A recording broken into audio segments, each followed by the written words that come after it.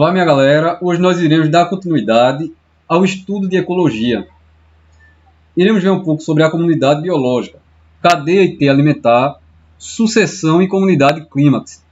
Eu sou Diogo de Souza, professor de biologia.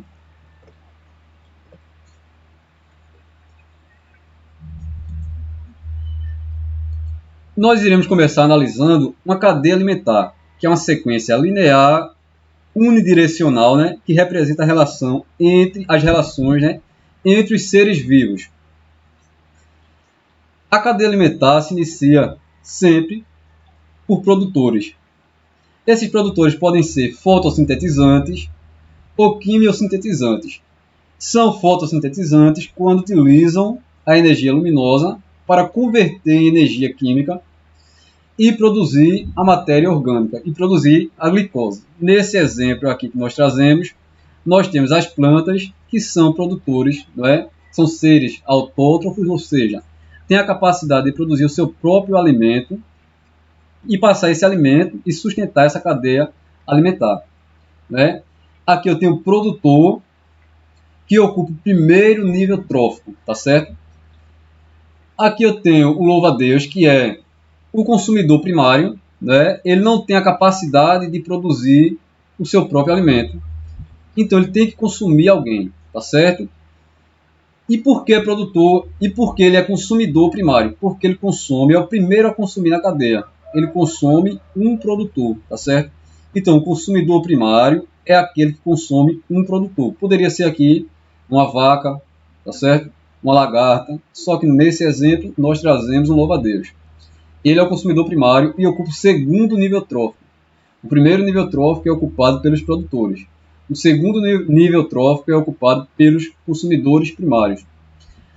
Esse louva-a-Deus está aqui e repare que tem um rato que come louva-a-Deus. Esse rato vai ser primeiro, segundo, terceiro nível trófico e é o segundo a consumir. Então esse rato a gente diz que ele é o consumidor secundário. Entretanto, se posiciona em terceiro nível trófico.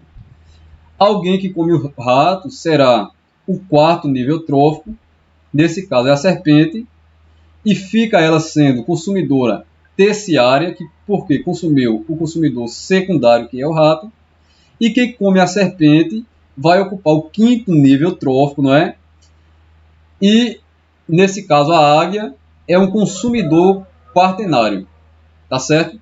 Então, observem só, a cadeia alimentar se inicia pelos produtores e termina nos decompositores.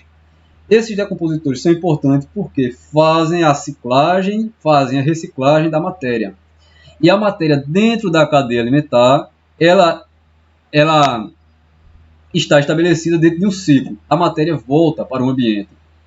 Quando esse rato morrer, quando esse louva-a-Deus ou mesmo a planta morrer, os decompositores vão fazer a decomposição dessa matéria e liberar, por exemplo, água, CO2, amônia para o ambiente, que vai ser utilizado por outros seres e começar novamente a cadeia alimentar. Agora prestem atenção aqui, porque nem sempre virá assim uma cadeia alimentar dessa forma simples. Poderá vir também uma teia alimentar, que é a junção de várias cadeias, E vocês têm que observar bem essas setas. A seta sempre aponta para quem come, tá certo? Então, dentro da cadeia alimentar, a seta aponta para quem come. Não para quem é comido, para quem come. Então, nesse caso aqui, o rato é comido, ele come. O rato é quem come o louva-a-Deus. Vejam só. E a serpente é quem come o rato. Quando vem assim, fica fácil de entender. Entretanto, se vier com letras, ou com números, fica mais difícil. Então, a seta aponta para quem come.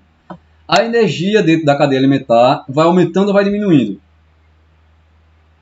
Vai diminuindo. Então, os produtores possuem mais energia que, por exemplo, o consumidor primário. O consumidor primário possui mais energia armazenada que o consumidor secundário e assim sucessivamente. Por isso que os animais topos de cadeia precisam comer tanto, porque o nível que ele come tem pouca energia armazenada em relação aos outros primeiros níveis tróficos. Quanto mais próximo dos produtores, maior quantidade de energia armazenada. certo? Então, a cadeia alimentar é uma sequência linear de seres autótrofos, que produzem o seu próprio alimento, e heterótrofos, que determina a transferência de matéria, e a matéria é cíclica, não é? Ela volta ao ambiente, passa da forma orgânica e se transforma na forma inorgânica através dos decompositores. E energia. A energia não é cíclica. A energia vai sendo gasta no metabolismo, na respiração celular e vai sendo dissipada na forma de calor. Vai diminuindo ao longo da cadeia. Certo? É unidirecional, pois a energia segue uma única direção, tá certo? E vai diminuindo ao longo da cadeia, como eu já disse. E a posição que determina a função de cada ser dentro da cadeia alimentar eu chamo de nível trófico. Lá os produtores eram primeiro nível trófico, os consumidores primários eram segundo nível trófico e assim por diante. Nível trófico também pode ser chamado de elo. Vamos analisar agora esta imagem. Aqui eu tenho uma planta que é um produtor fotossintetizante. Eu tenho aqui um invertebrado, um sapo, não é? Um anfíbio, um réptil e uma ave. Se eu mexer em qualquer nível trófico dessa cadeia, eu vou afetar toda a cadeia alimentar, ou teia alimentar, que na verdade a gente não encontra no ambiente cadeias estabelecidas dessa forma. Por exemplo, o sapo não só come esse invertebrado, e o sapo não é comido apenas pela cobra, tá certo? Então o que temos na realidade no ambiente são teias alimentares, que nada mais são que conjuntos de cadeias alimentares. Agora preste atenção aqui, o sapo é o consumidor secundário, pois se alimenta de um consumidor primário, tá certo? A cobra é o consumidor terciário, pois se alimenta de um consumidor secundário. E o gavião, quaternário.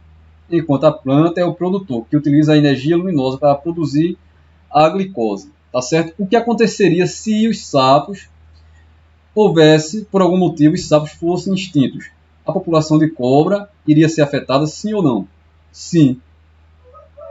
Iria diminuir o alimento para as cobras, tá certo? Então a população de cobra, de uma certa forma, teria sim prejuízos.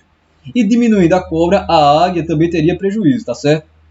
E se fosse exterminado aqui, e se fosse extinto aqui os sapos, esse invertebrado aqui iria aumentar a população e iria afetar também os vegetais.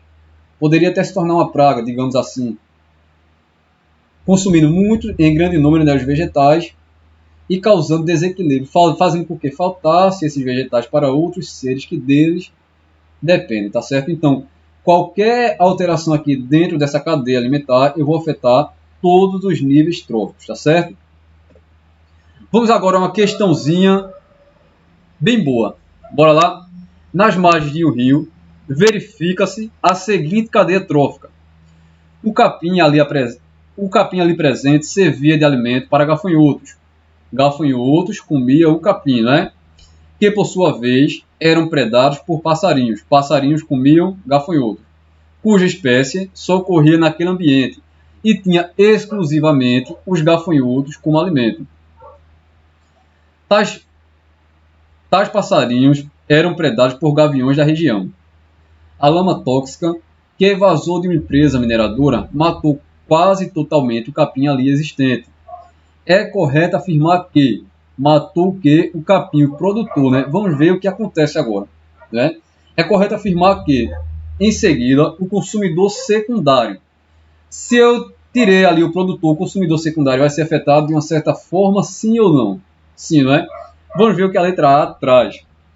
O consumidor secundário teve a sua população reduzida como consequência direta do aumento da biomassa do primário, da massa orgânica do primário. Se eu não tenho capim, tem como eu aumentar a massa orgânica? Certamente não, né? Do primário, quem dependia do capim, não. Então aqui está errado. Não teve aumento da biomassa dos primários, porque o capim ali foi quase totalmente retirado, né? Letra B. O consumidor secundário teve a sua população reduzida, até aqui está certo, como consequência indireta da diminuição da biomassa do primeiro nível trófico da cadeia. Então, o primeiro nível trófico da cadeia era o capim. O capim diminuindo afetou o consumidor secundário? Sim. De forma direta? Não. porque o consumidor secundário não consumia capim, mas consumia quem consumia o capim, tá certo? Então, o consumidor secundário teve a sua população reduzida como consequência indireta da diminuição da biomassa do primeiro nível trófico. Por quê? Tirou o capim, o consumidor primário foi afetado e o consumidor primário era o alimento do consumidor secundário. Por isso que o consumidor secundário foi afetado de forma indireta, tá certo? Letra C, vamos dar uma observada porque está errado.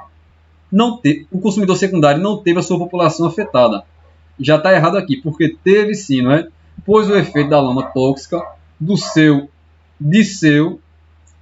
se deu sobre o primeiro nível trófico da cadeia e não sobre o segundo. Não teve a sua população afetada, teve sim, e se a lama tóxica afetou o primeiro nível trófico, os demais níveis tróficos terão sim prejuízos. Então a letra C está errada.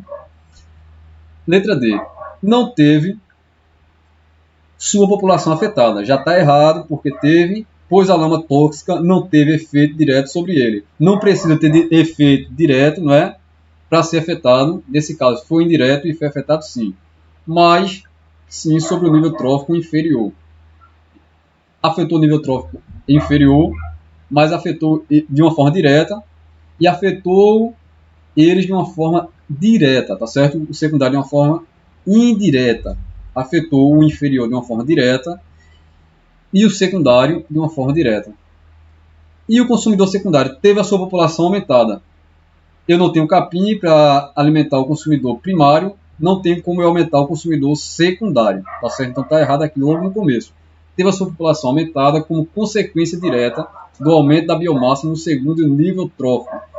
Esse segundo nível trófico aqui seria os consumidores primários, né, que comem o capim. Se eu não tenho capim ali disponível, obviamente não vai aumentar a biomassa desse nível trófico, desses consumidores primários. Então aqui está errado. Gabarito, letra B de Brasil. Segundo agora, outra questão sobre cadeia, não é? E essa questão é bem interessante. Vejam só. Considere a seguinte cadeia alimentar em um ambiente marinho.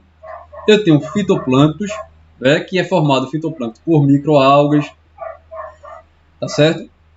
Ou animais ali que vivem suspensos. Os copépodos, as sardinhas e os atuns. Eu já falei, a seta aqui está apontando para quem come, então fitoplâncton é alimento de copépodos, copépodos é alimento de sardinhas e a sardinha é alimento de atuns, certo? Aqui está a cadeia alimentar. Agora, imagine que nessa cadeia sejam introduzidas águas vivas, tá certo? Que se alimentam de copépodes, que são crustáceos planctônicos. Nessa área, as águas vivas não são alimento para outros organismos. Então preste atenção, vou colocar uma água viva aqui que vai se alimentar de copépode, tá certo? Ela vai se alimentar dele e ninguém ali na cadeia vai comer ela. Vejam só o que vai causar, né? No mesmo período, ocorre a sobrepesca das populações de sardinha. Nesse mesmo período que eu estou colocando ali uma água viva, que é um quinidário, né? Está havendo ali uma sobrepesca da população de sardinha. E lembra que essa água viva que está comendo os copépodos não é alimento de ninguém, né? Como consequência das interferências descritas na cadeia alimentar, será observada a diminuição. Quem é que vai diminuir? Tá certo? Lembra aqui que comendo copépodos eu tenho água viva, que ninguém come água viva, tá certo? E lembra que a sardinha aqui está sendo retirada numa sobrepesca, nesse mesmo período. Letra A, quem é que vai ter uma diminuição? Teremos uma diminuição da população de copépodos, em decorrência da diminuição do estoque de sardinha. Vejam só, se eu tirasse a sardinha aqui, a sardinha é quem come o copépodo. É racional dizer que se eu tirando a sardinha, o copépodo vai diminuir? Não, se eu tiro a sardinha, a tendência seria que os copépodos aumentassem a população. Então aqui está errado, letra A. Letra B, vai ter uma diminuição da população de atuns, em consequência da diminuição da população de sardinha. Bora lá ver. A população de atuns só comia sardinha nessa cadeia alimentar, não é? Então a sobrepesca aqui está retirando ela, não é? A sardinha da cadeia, os atuns vão ser afetados sim ou não? Sim, não é? Então a letra B está certa, vai ter uma diminuição, porque nessa cadeia aqui, mesmo eu tendo água viva aqui, eu não tenho alimento para os atuns, tá certo? Então, tirando a sardinha, os atuns vão ser afetados e vão ter uma diminuição da população. Letra B é o gabarito. Letra C, vai ter uma diminuição da quantidade de fitoplâncton devido à redução no estoque de copépodes. Vai ter uma diminuição na quantidade de fitoplâncton devido à redução no estoque de copépodes. Não vamos ter uma diminuição na quantidade de fitoplâncton devido à redução no estoque de... Vejam só, se eu reduzir os copépodes que se alimentavam de fitoplâncton, eu reduzindo os copépodes, a tendência é que o fitoplâncton aumente, tá certo? Então aqui essa letra C está errada. Vamos ver a letra D. Vai ter uma diminuição do estoque de copépodes em função do aumento da população de atuns. Vai aumentar atuns se eu tirar a sardinha? Não, né? Então isso aqui não está de acordo com o que está dito no enunciado. Está errado. E letra E. Vai ter uma diminuição da população de atuns pelo aumento da população de copépodes. Se eu tenho aqui a água viva consumindo cada vez mais os copépodes, tá certo? E eles vão ser, digamos assim, diminuídos por conta disso. E aqui eu não tenho sardinha que alimentava os atuns, tá certo? Então, essa diminuição dos atuns não é pela diminuição, digamos assim, dos copépodes, tá certo? É pela diminuição da sardinha na sobrepesca, tá certo? Na sobrepesca. Essa diminuição de sardinha na sobrepesca e essa competição que a sardinha também estabelece aqui com a água viva, tá certo? Por isso é que vai ter essa diminuição na população de atuns que está dito na letra B. Vai ter uma diminuição da população de atuns em consequência da diminuição da população de sardinha. E não pelo aumento de copépodes, tá certo? Vamos dar uma analisada agora em níveis tróficos. Os níveis tróficos se referem à posição que cada organismo ocupa dentro da cadeia alimentar. É certo que um organismo pode ocupar um nível trófico, pode ser ocupado por mais de um organismo, tá certo? Quando a gente for trabalhar com teia alimentar, e um nível trófico e um organismo pode ocupar mais de um nível trófico, a depender da cadeia que eu estou analisando dentro da teia alimentar. Quem são os produtores? Já foi dito anteriormente, são os seres autótrofos, ou seja, são os seres que produzem o seu próprio alimento através de processos fotossintetizantes ou quimiosintetizantes. Esses dois processos a gente estuda lá na parte de bioenergética, tá certo? E nós iremos ver de uma forma mais detalhada, tá certo? Os fotossintetizantes utilizam a energia luminosa, a energia do sol, né, para fazer a fotossíntese, enquanto os quimiosintetizantes utilizam para produzir energia compostos inorgânicos e realizam o processo de óxido-redução, tá certo? E quais são esses compostos inorgânicos? São compostos sulfurosos, né, ferrosos, nitrosos, tá certo? Então, a fotossíntese é uma maneira de eu produzir a matéria orgânica. Entretanto, eu não tenho apenas a fotossíntese, não é? Geralmente a gente fala da fotossíntese. Eu também tenho a quimiossíntese. Geralmente acontece nos fundos dos oceanos, tá certo? Onde não chega a energia luminosa. São bactérias que fazem a quimiossíntese. Aquelas bactérias que vivem em locais inóspitos, ou seja, em locais que outros organismos não conseguem chegar. E elas estão ali produzindo o seu próprio alimento através desse processo. Aí dentro da cadeia alimentar a gente vai analisar também a produtividade primária bruta. É tudo aquilo que um produtor produz. Quando eu falar em produtividade, PPB, que é produtividade primária bruta, é tudo aquilo que um produtor produz Entretanto, tudo aquilo que o produtor produz, ele não vai deixar disponibilizado para o seguinte nível trófico. Por quê? O seu metabolismo, a sua respiração celular vai gastar energia. Então, uma parte é deixada para o próximo nível trófico, tá certo? Armazenada na forma de biomassa. Mas quando eu falar em PPB, eu estou falando em produtividade primária bruta, tudo aquilo que o consumidor, que o produtor produziu, tá certo? Agora prestem atenção nisso aqui. Quando eu falar em produtividade primária líquida, eu estou falando nisso aqui, ó. Produtividade primária bruta, tudo que produziu, menos o gasto, menos a respiração celular, menos o metabolismo, tá certo? Para desempenhar as funções vitais. Então aqui eu tenho, por exemplo, um organismo que produziu toda aquela energia, só que gastou parte daquela energia, tá certo? Através do seu metabolismo, da respiração celular e tudo mais, tá certo? Então, o que sobra disso é o PPL, que é a produtividade primária líquida. Produtividade primária líquida é a diferença entre produtividade primária bruta menos a respiração celular, menos os processos, né, vitais, certo? Se liguem nessa ideia. Aí os produtores são representados por algas, por plantas, por cianobactérias, tá certo? As plantas fazem fotossíntese, eu já falei isso, né? As algas também fazem a fotossíntese. Agora, atentem que algas não são plantas, já até pertenceram ao reino plante, só que hoje a gente sabe que alga, embora eu tenha algas multicelulares, elas não formam tecidos verdadeiros, especializados. Então, algas pertencem ao reino protoctista, tá certo? Tanto as algas uni quanto as pluricelulares. Então é incorreto eu dizer que apenas as plantas fazem a fotossíntese. Eu tenho algas também. E algas pertencem ao reino protoctista, tá certo?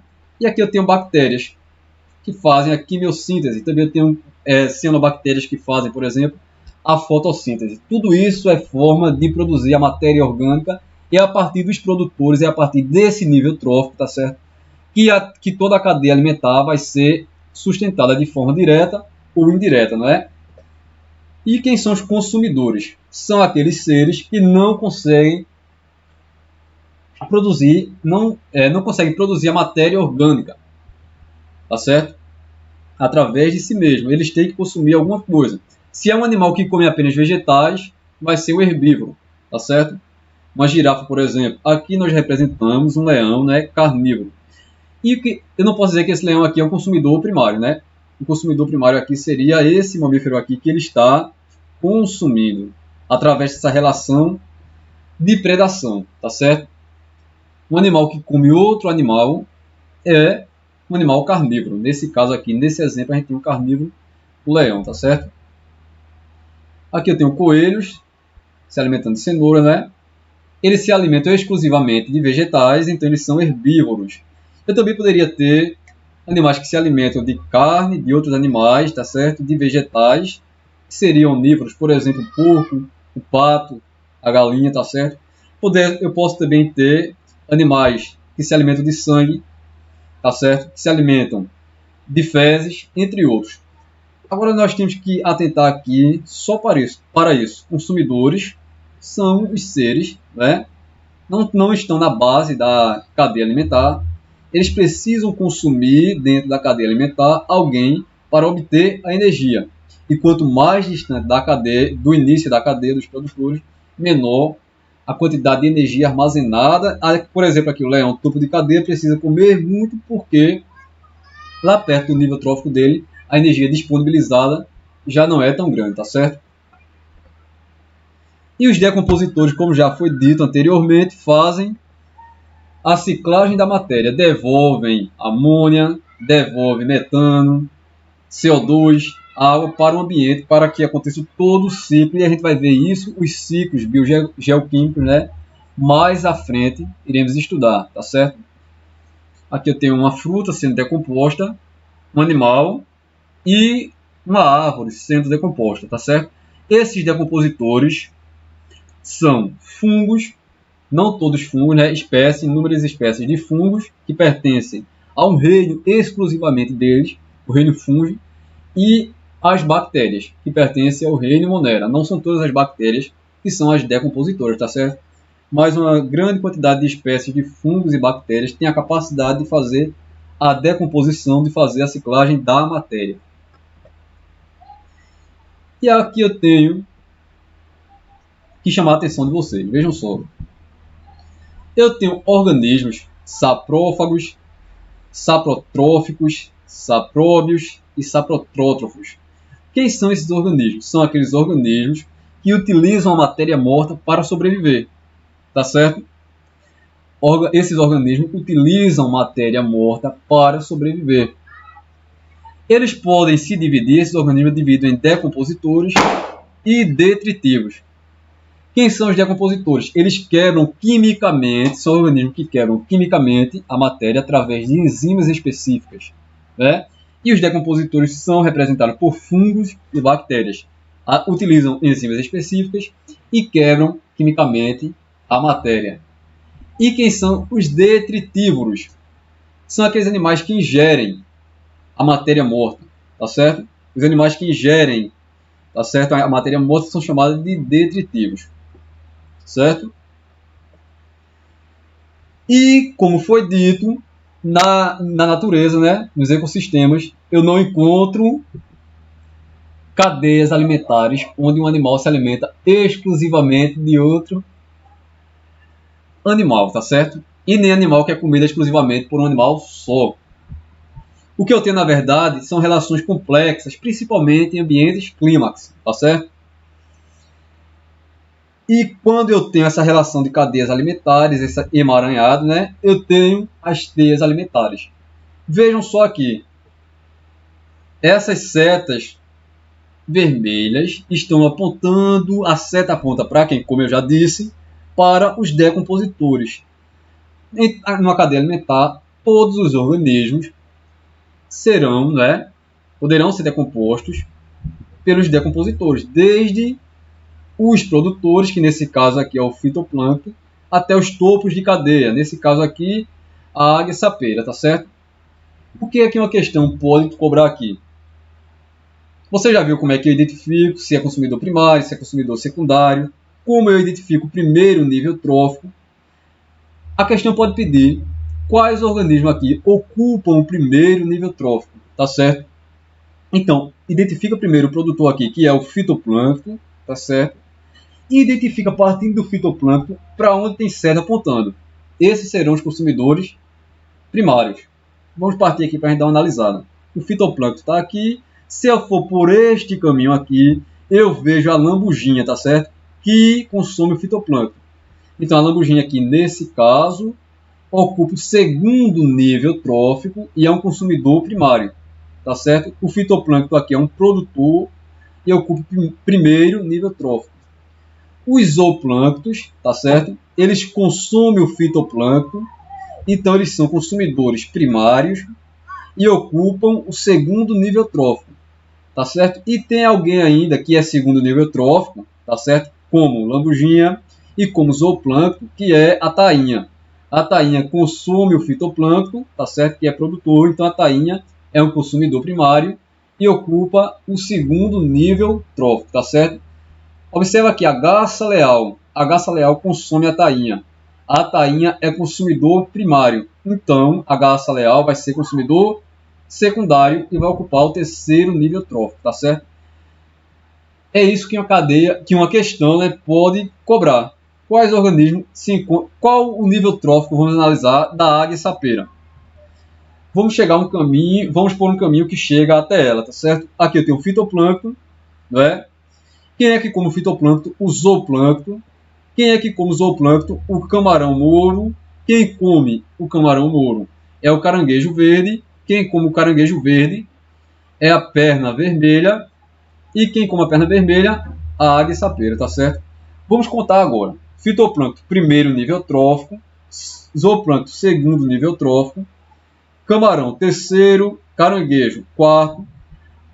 Perna vermelha, quinto, né? E a águia sapeira, sexto nível trófico, tá certo? Então aqui ela ocupa o sexto nível trófico.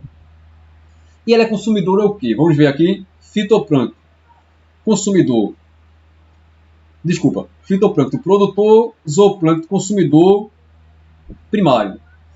Então, camarão-moro, consumidor secundário, caranguejo, consumidor terciário, perna vermelha, consumidor quaternário e águia-sapeira, consumidor, o quinto consumidor, né?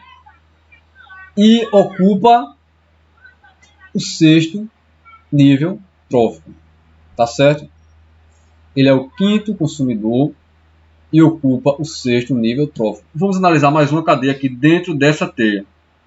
Vamos analisar a cadeia que eu vou partir do fitoplâncton, obviamente, para chegar no robalo, tá certo? Então, o fitoplâncton é o produtor, o zooplâncton é o consumidor primário. Falem aí, por favor. O camarão vai ser o consumidor secundário. Consumidor secundário é o camarão, porque consome o zooplâncton, que é consumidor primário. E o robalo vai ser consumidor o quê? Se aqui é primário, se aqui é secundário, o robalo vai ser terciário, tá certo? E qual é o nível trófico dele? Primeiro nível trófico, segundo, terceiro e quarto, tá certo? Agora, e aqui, o que é que acontece? O caboz de areia consome o robalo ou é o robalo que come o caboz de areia? Fica fácil agora, né? É o robalo quem come o caboz de areia. Por que é o robalo quem come? Porque a seta aponta para quem come. Dito e feito, né? Dito e feito. Vamos prosseguir a aula. O fluxo energético dentro de uma cadeia. O fluxo energético é unidirecional. Já falei isso, não vou estar repetindo, tá certo? A energia vai diminuindo ao longo da cadeia, a energia vai sendo gasta através dos processos vitais e também vai sendo dissipada na forma de calor, certo? E é decrescente. Por que é decrescente? Segue em uma única direção, por isso unidirecional, e decrescente porque diminui ao longo da cadeia. Já foi dito isso.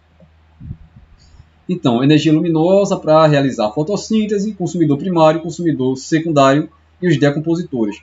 Onde há mais energia armazenada? Nesse felino aqui ou nesse veado, né? No veado porque está mais próximo do produtor, tá certo? Então, quanto mais próximo do produtor, mais energia vai ter mais energia ali armazenada, tá certo? A energia vai diminuindo ao longo da cadeia, como já disse.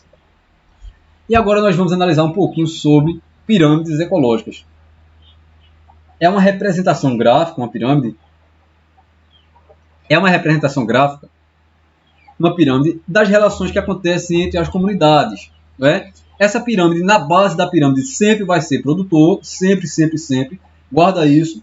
A pirâmide não vai ter representado os decompositores, tá certo? E a pirâmide pode ser do tipo normal ou invertida. O normal é quando a base, que é os produtores, é maior que os demais níveis, né? Quando os produtores é maior, eu digo que é normal. Por exemplo, a pirâmide de energia sempre é normal, obrigatoriamente é normal. A pirâmide invertida é aquela que eu vou ter a base, onde está sempre o produtor, menor em relação aos demais níveis, tá certo? Aí eu chamo invertida. Normal, a base maior, invertida, a base menor, tá certo? Essas pirâmides podem ser do tipo normal, como eu disse, invertida. Eu tenho pirâmide de energia, né? Que eu vou representar quilocaloria por grama por ano, tá certo? Aqui, vejam só que a energia, eu estou representando aqui a energia, ao longo da cadeia, como já foi dito, né, vai diminuindo. Se eu for analisar aqui a quilocaloria por grama por ano, né, um determinado tempo, eu vou ver que nos produtores eu tenho uma quantidade de energia maior armazenada, né, do que nos consumidores primários. E no consumidor primário eu tenho mais energia armazenada que no consumidor secundário. E no consumidor terciário eu vou ter menos energia armazenada, do que no consumidor secundário. Então, ao longo da cadeia, a energia diminui, tá certo? Mais energia armazenada no produtor que no consumidor primário. E assim por diante. Ela é sempre normal e diminui ao longo da cadeia, tá certo? Pirâmide de números. Atentem para isso aqui. A pirâmide de números não está preocupada com o tamanho dos organismos, tá certo? Não está se preocupando com o tamanho dos organismos, e sim com a quantidade. É isso que eu quero analisar. Por exemplo, aqui, 100 milhos, e pode ser do tipo, observem só, pode ser do tipo normal, ou pode ser invertida. Normal aqui a base maior, invertida aqui a base menor que as demais, tá certo? Nessa pirâmide aqui, nesse caso, eu tenho 100 milhos, que serve de alimento para 15 ratos, que serve de alimento para 3 cobras, tá certo? É uma pirâmide do tipo aqui, ó, normal, tá certo? E nesse caso aqui, ó, eu tenho uma árvore, e nessa árvore eu tenho ali vivendo e consumindo ela, né? 100 cupins, tá certo? 100 cupins vivem em uma árvore, e nesses cupins, né, vivem 1000 protozoários. Então, uma árvore para 100 cupins e 100 cupins para 1000 protozoários. E a gente sabe que cupim com protozoário estabelecem ali uma relação de mutualismo, né? Então, veja só, nesse caso aqui é invertida. O número é invertido. Então, atente que a pirâmide de número pode ser normal ou invertida, né? Sem problema algum, dependendo aí das relações ecológicas que serão analisadas, né? Enquanto a pirâmide de energia nunca pode ser dessa forma aqui, sempre dessa forma aqui, normal. E a pirâmide de biomassa, eu quero analisar a massa orgânica, né? Que um organismo possui dentro da cadeia alimentar. Essa pirâmide, né, pode ser do tipo normal, e geralmente é normal, sendo apenas do tipo invertida nos ambientes aquáticos, tá certo? Em alguns ambientes aquáticos eu posso encontrar a pirâmide de biomassa invertida. Analisem aqui, ó. A biomassa das plantas aqui é maior que a grama, digamos assim, né, por área. É maior que a dos insetos, e a dos insetos é maior que a dos sapos, né? Os insetos se alimentam de plantas, então precisa de uma maior biomassa aqui, e o sapo aqui se alimenta de insetos, tá certo? Uma pirâmide aqui normal. Agora vejam só aqui, ó.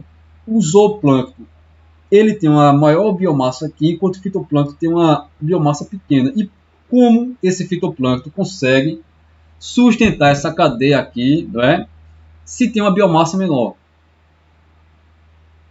O segredo é que esse fitoplâncton se reproduz de uma forma muito acelerada, tá certo? Então não temos aqui um prejuízo. Embora eu tenha aqui uma menor biomassa, a reprodução é muito rápida. Então consegue sim uma alta taxa de reprodução, tem uma altíssima taxa de reprodução que consegue sustentar o zooplâncton e assim toda a cadeia, tá certo? Pirâmide de biomassa ou de massa pode ser normal, e geralmente é normal, mas pode ser invertida. Nesse caso aqui. Vamos agora a uma questãozinha bem boa. Uma questão da PUC, da famosíssima PUC. Observe a imagem a seguir. Uma cadeia alimentar, rapidão aqui, observa. Milho, grilo, né, lagarto e cobra.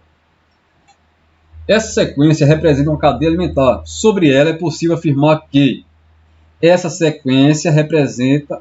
Desculpa aqui, eu repeti, né? Desculpa, vou ler de novo a questão. Sobre a imagem a seguir, vamos observar essa imagem e vamos responder, né? Sobre ela é possível afirmar que essa sequência representa uma cadeia alimentar, certo? Não tem segredo aqui, não é? E sobre ela é possível afirmar que, vejam só, letra A quantidade de energia disponível para a cobra é menor. Será que a quantidade de energia disponível para a cobra é menor? Sim ou não? Ela está longe do produtor? Tá. Então matou a questão é letra A. A, tá certo? Letra A. Letra A, resolvido. Letra B, por que não é? Bora ver. O lagarto é um consumidor primário. Só se eu for maluco, não é de dizer que o lagarto aqui é um consumidor primário. Se ele consome o grilo e o grilo é primário, ele é secundário e ocupa o terceiro nível trófico. Bora lá, letra C, porque está errada. O gafanhoto ocupa o primeiro nível trófico. O primeiro nível trófico é produtor, não é? Então aqui o gafanhoto é segundo nível trófico. A cobra ocupa o terceiro nível trófico. Primeiro, segundo, terceiro, quarto, não é? A cobra ocupa o quarto nível trófico e ela é consumidora terciária. Está errado aqui. E o milho representa um decompositor. Milho, decompositor, aí já é demais, né, rapaz? Então milho é produtor, então gabarito aqui, letra A, de avião, tá certo? Bora lá, a próxima questão. Analise a pirâmide ecológica.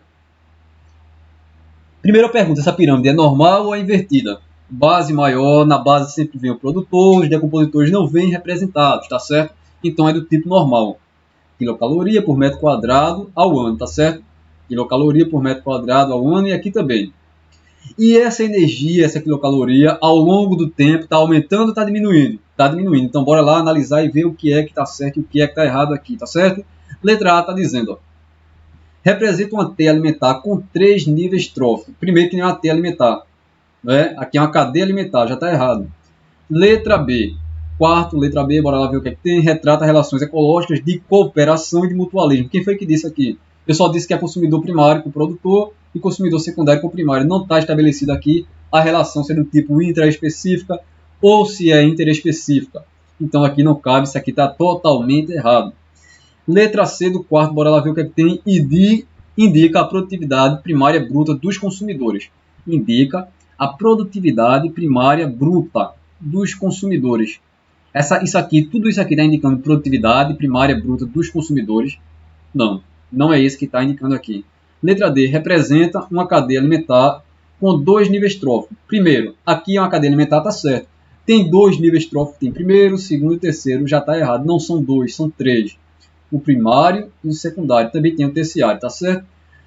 E a letra E, retrata o fluxo unidirecional de energia nas cadeias. Retrata o fluxo unidirecional de energia, tá certo? A energia aqui de uma forma unidirecional está diminuindo dentro dessa cadeia alimentar. Então, gabarito letra E de espaço sideral, tá certo? Letra E.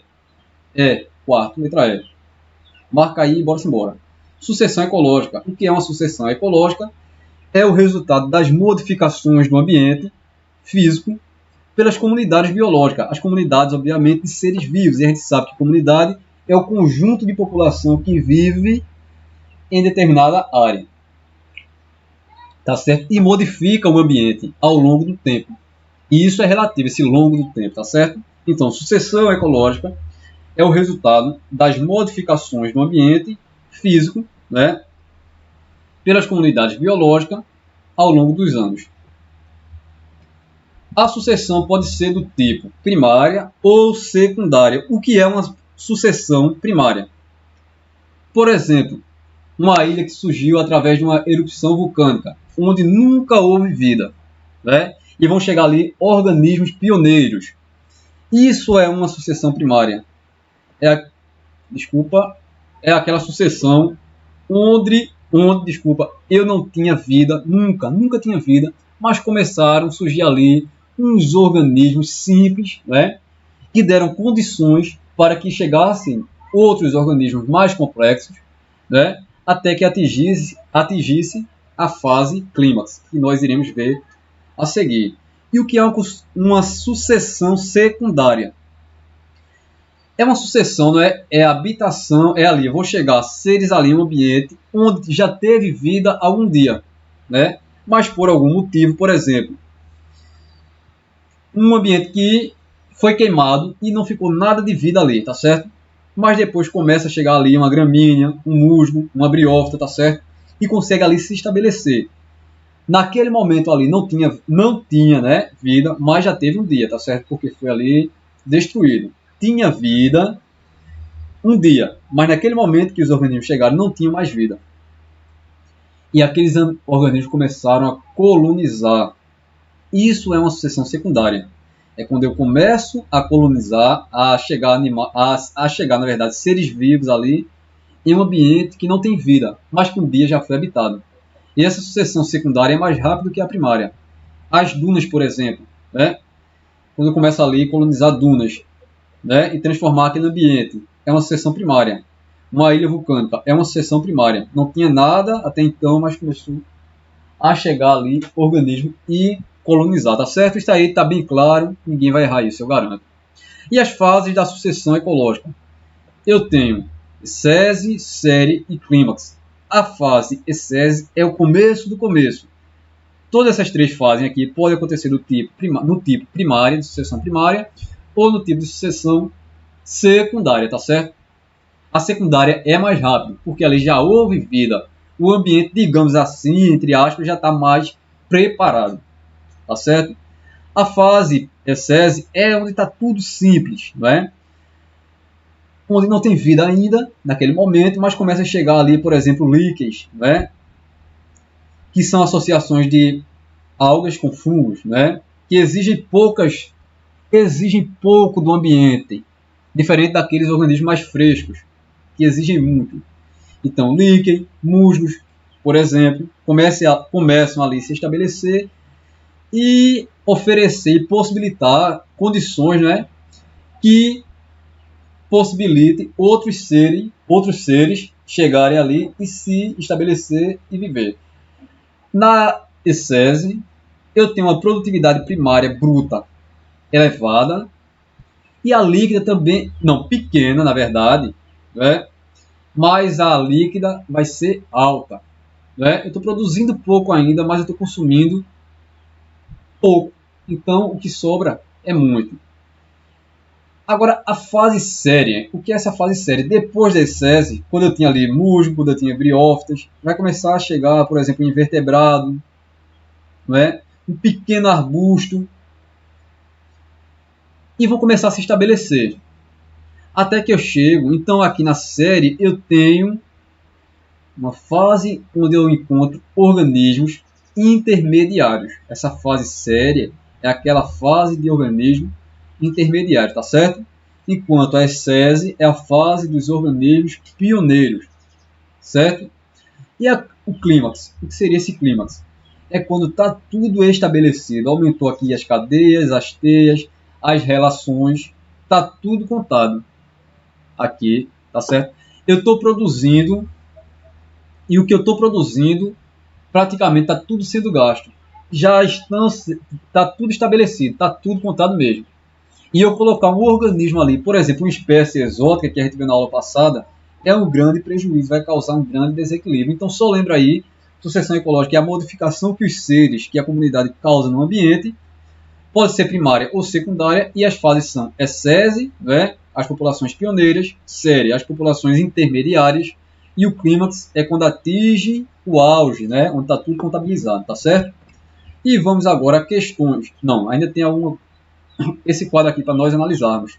Ecese é a primeira fase, a produtividade primária bruta é pequena, não é? Está produzindo pouco, mas o líquido que sobra é muito elevado. Por que é elevado? Porque os seres são simples, não gastam tanto ali na ecese. A biomassa ainda é pequena e a biodiversidade, eu tenho poucos seres ali na ecese, a comunidade pioneira ainda é pequena. Na série, que é a comunidade, né, intermediária, que é a fase intermediária, o PPB, que é a produtividade primária bruta, está aumentando aos poucos, gradativamente. O PPL também está diminuindo, porque está se tornando mais complexo, né? Está diminuindo aos poucos. A biomassa aumenta gradativamente. Obviamente que está chegando ali novos seres se estabelecendo. E a biodiversidade aumenta também gradativamente. E o clímax, que é o auge, né? Que é o topo ali da sucessão, eu tenho um PPB, que é a produtividade primária bruta elevada, entretanto o PPL é baixo, porque tudo que eu produzo ali praticamente é consumido, está tudo ali contado, contabilizado ali, tudo que eu consumo, que eu produzo praticamente é consumido. A biomassa é elevada, eu tenho muitos seres ali agora no clímax, e a biodiversidade obviamente também vai ser elevada. Vamos agora a uma questão que caiu no Enem, inclusive. Surtsey é uma ilha vulcânica situada perto da costa sul da Islândia. A erupção vulcânica que lhe deu origem ocorreu na década de 60, o que faz dela seguramente a ilha mais nova do Oceano Atlântico. As primeiras espécies que ali se fixaram foram os musgos, os briófitas, não é? E líquens. À medida que as aves foram fixando-se na ilha, as condições do solo foram melhorando e espécies vegetais mais complexas puderam iniciar a colonização do território. Em 1988 foi observada a presença do primeiro arbusto. Vê só que coisa magnífica, não é? O conjunto de alterações ocorridas no ambiente descrito é exemplo de nicho ecológico. As modificações que os seres causaram ali no ambiente é o nicho ecológico? Não. Nicho ecológico é o papel desempenhado por um ser no ambiente. Então, não é nicho ecológico, né? Eficiência ecológica. Aqui eu estou descrevendo eficiência ecológica. Eficiência ecológica é a combinação de vários, né, de várias eficiências, né, que descreve a utilização de recursos. Não é isso que está sendo aqui mencionado. Sucessão ecológica, essa transformação do ambiente através da comunidade biológica. É verdade ou não? Surgiu a ilha ali e os seres foram modificando ao longo do tempo até que surgiu o primeiro arbusto. Então, gabarito C de sacola, tá certo? Sacola. D, irradiação adaptativa. Irradiação adaptativa a gente viu e a gente vê, estudamos, né, na verdade, na parte de evolução, quando nós tratávamos ali de órgãos homólogos, né? Irradiação adaptativa, que os seres seguem para lugares diferentes, né? Então não é isso aqui que está dizendo aqui na questão. E resistência ambiental, que são ali os fatores que regulam o crescimento populacional, o crescimento biótico ali das populações. Não é isso que está trazendo aqui. Então, letra C, letra C, letra C é o quinto, tá certo? E o sexto agora. Questão quente também, tá certo? Bora lá ver o que é que ela trouxe. A sucessão ecológica pode ser primária ou secundária. Sobre a sucessão primária, assinale a afirmativa correta. Primária, letra A, tem início em áreas antes desabitadas, como dunas. A primária tem início em uma área desabitada. Verdade ou mentira? Verdade. Como as dunas, verdade. Então, letra A. E acertei essa questão, não é? Letra B, está errado por quê? Ocorre após a derrubada de florestas. Quem ocorre depois, após a derrubada de florestas, é a sucessão secundária. Então está errado já, não é? As mudanças no ambiente são muito rápidas. Veja só, na sucessão primária eu falei que a mudança é mais lenta, né? Então são muito rápidas, não é lenta. Então está errado aqui, muito rápida. Letra D, os organismos já encontram condições favoráveis. Mentira, lá não tem nada ainda. Nem pode ser organismo ali que exijam muito. Tem que ser um musgo, um abriófito, não é? Para ser estabelecimento. Então, organismo encontra condição favorável, é mentira, está errado. E a letra E, os organismos não modificam o ambiente. Se é sucessão ecológica, obviamente, os organismos estão modificando o ambiente até chegar no clímax, não é? Então, a letra A aí é o gabarito, tá certo? Obrigado e até o próximo encontro.